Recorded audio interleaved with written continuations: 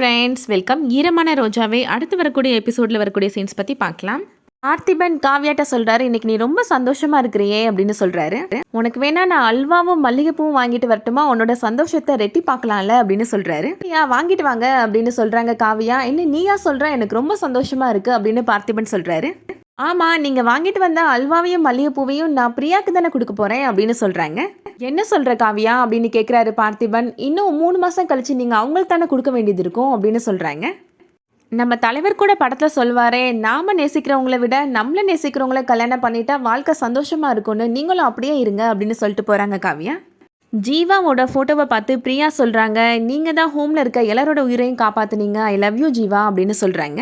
அடுத்ததாக பார்த்திபனோட அம்மாவும் அப்பாவும் ஒரு ஃபங்க்ஷன் போகிறது விஷயமா பேசிகிட்டு இருக்கிறாங்க.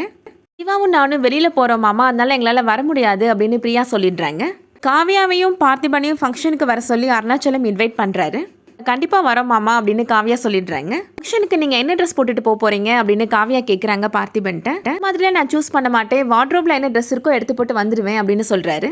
நான் உங்களுக்காக ட்ரெஸ் சூஸ் பண்ணி கொடுக்குறேன், அப்போ தானே மேட்சிங்காக இருக்கும் என் கூட அப்படின்னு சொல்கிறாங்க காவ்யா. காவ்யாவே இப்போது பார்த்திபனுக்காக ட்ரெஸ் சூஸ் பண்ணுறாங்க. பார்த்திபன் மனசில் நினைக்கிறாரு, சில நேரம் காவ்யா அந்நியனாக இருக்கிறா, சில நேரம் ரெமோவாக இருக்கிறா, சில நேரம் அம்பியாக இருக்கிறா, இவளை பற்றி புரிஞ்சிக்கவே முடியலையே அப்படின்னு நினைக்கிறாரு.